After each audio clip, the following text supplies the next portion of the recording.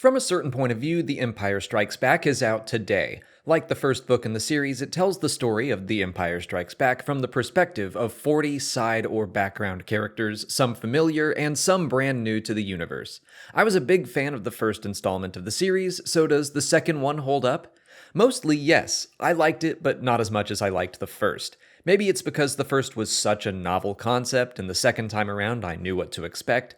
It's an anthology collection, so going into these I always know I'm gonna love some, like some, think some are just okay. I can't recall any stories I flat out disliked, but I did think most of them were just okay. There were 9 that I really loved, and I'll cover them more in a second. Looking back at the original From a Certain Point of View's list of stories, I remember 8 that really spoke to me, so in the end, the books are very comparable. But I think I had more fun with the original because there was a little more variety. The source material is a little wackier. You've got a huge pool of potential weird characters to pull from in the cantina alone. I felt like I was learning new things about characters I recognized. The Empire Strikes Back is a little more subdued. The movie is more personal and focused, so a lot of the stories, by necessity, have to be about brand new characters. We also spend a lot of time on Hoth at the start, and then a lot of time on Cloud City at the end because that's where we get the most background characters. For me, the most memorable stories were about those characters that I already kind of knew. I wanted to get into their heads a little more, and when I hit a story I liked, I really liked it. Jason Fry's story about Wedge was probably my favorite. That shouldn't be a surprise to anyone, I'm a big pilot lover, and there are several nods to the Legends Michael Stackpole and Aaron Alston X-Wing books. Likewise, I really like Gary Whitta's story about Zev Senesca. The stories about the bounty hunters are a lot of fun. I liked Austin Walker's Dengar and IG-88's team-up story quite a bit, but also want to point out Daniel Jose Older's very creatively written tale about Forlom and Zuckuss. General Veer's story by Christy Golden was a lot of fun for a lot of reasons, and I can't wait to hear what Veer's Watch from Twitter has to say about it.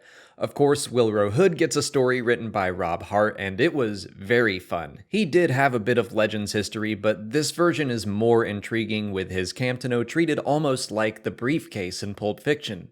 21B's story by Lydia King was unexpectedly poignant. I was really hoping the unknown Star Destroyer captain we see get pulverized during a call with Vader would get a story, and he does, written by Seth Dickinson.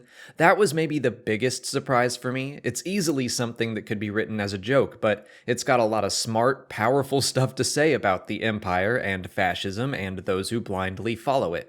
And finally, L337 got a great story by Brittany and Williams, and those are the kinds of stories I think I like the most. I loved Obi-Wan and Qui-Gon's conversation in the first From a Certain Point of View. Show me a character that is important to the entire Star Wars saga, but was created well after the movie the book is based on. Connect it all a little more.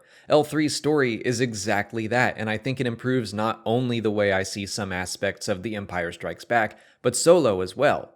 I would have loved to see a little more of that, maybe a story revolving around Hera.